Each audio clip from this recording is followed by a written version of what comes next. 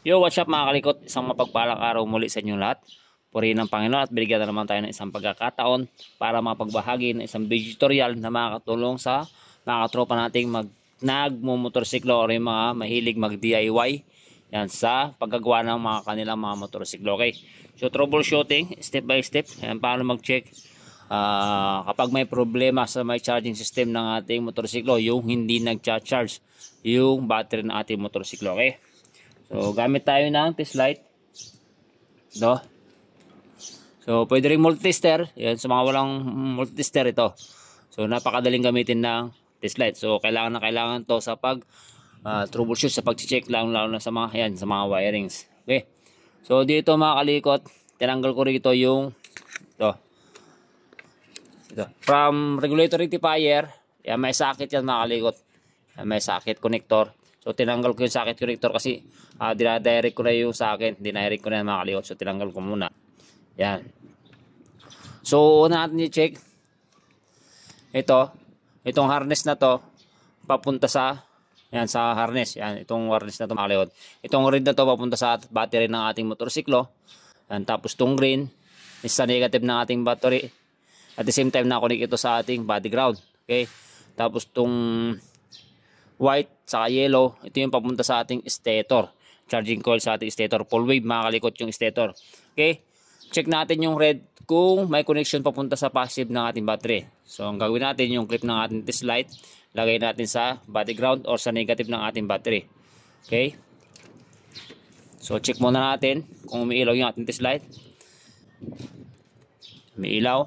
So naka body ground yung ating clip. So check natin tong red na to. So hindi pa nakakabit sa regulator rectifier, hindi pa nakakabit. So kumbaga tinanggal natin yung pagkakasakit. Tong red dapat iilaw yan. Yan.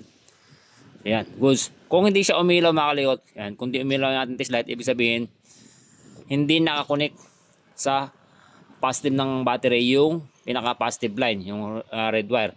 Or dito mga kalikot, sabog or putok yung busted yung fuse, or minsan nagkakaroon ng problema dito sa may fuse box. Yan, minsan hanggang dito lang yung supply. Yan, pagdating dito napuputol na. Yan. So yun ang mga mga pwedeng mangyari. Yan, kapag hindi umiilaw itong red na to. Yan, okay. So dapat iilaw yung ating test light. Inuulit ko, kapag di siya umilaw yung ating test light, yan, may problema sa wire, sa linya na papunta sa ating positive ng ating battery. It's either fuse or fuse box. Okay. Next natin, yung green. Itong green wire. Ayan. Dapat naman yung clip ng ating test light. Ito. Nakakonect sa positive ng ating battery. Ayan, positive ng ating battery. Tapos, check natin to. Dapat iilaw din yung ating test light. Okay. Kapag di siya umilaw, yan. Tulad ng sa red wire. Kapag di siya umilaw, excited na putol yung wire connection papunta sa negative ng battery or papunta sa body ground. Okay? So dapat iilaw din yan. Next natin, itong white saka yellow.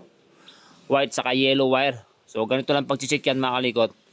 So clip natin yung asang test light, yung clip ng test light. Yan. Tapos papadyakan natin yung ating motor. Yan. Kahit di natin isusi yung ating susiyan. So dapat iilaw yung ating test light. Okay?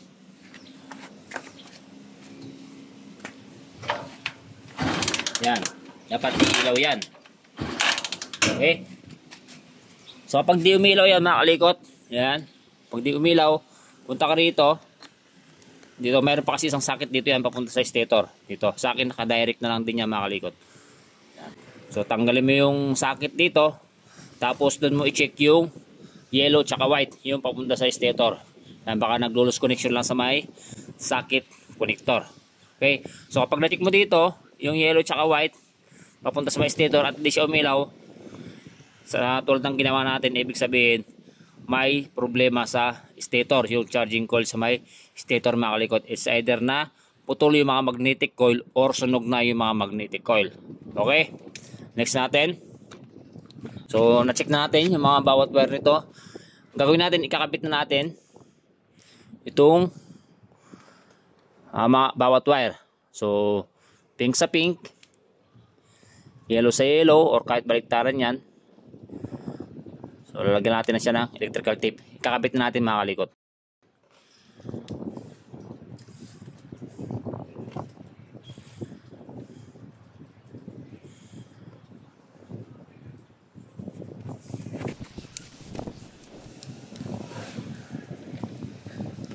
Kahit baliktaran niya mga kalikot, white to pink or white to yellow. Dahil full wave yung ating stator. At the same time, gawin din tayo ng ito, full wave regulator.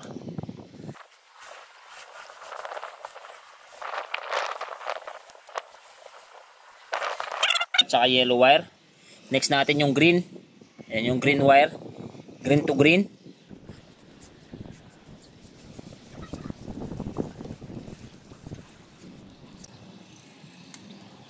So yan, na-connect na natin yung yellow wire tsaka white wire, then yung green wire. So tong red wire ng ating regulator tsaka black wire, wag muna natin ikakabit kasi check natin kung okay pa yung regulator rectifier. Okay, so gagawin natin yung clip ng ating test light, clip natin sa body ground. Tapos itong red wire, ito i-check natin. Yan. So tatadyakan natin yung ating motor. So dapat diilaw yung ating test light. Yan. So pag dumilaw yung ating test light mga kalikot, matik yan. Panigurado 100% sira yung ating regulator rectifier. Okay. Tapos itong black wire, titest din natin. So dapat hindi iilaw itong ating test light, hindi siya iilaw kapag pinadyakan natin yung motor. Yan. Dapat hindi siya iilaw. Kapag umilaw naman yung ating test light, ibig sabihin sira na rin yung ating regulator rectifier. Okay. Then after natin ma-check, saka natin ikakabit tong red wire at saka itong black wire. Itong black wire mga kalikot, i-connect natin sa accessories wire ng ating motorsiklo, which is color black din.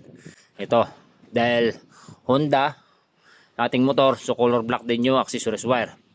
So ulitin ko lang mga kalikot, itong black wire, hindi ito naglalabas ng positive supply kapag umandar na yung motorsiklo or kapag pinapadyakan natin. Okay, ito lang yung red yung naglalabas ng positive supply papunta sa positive ng ating battery para mag-charge yung ating battery. Okay?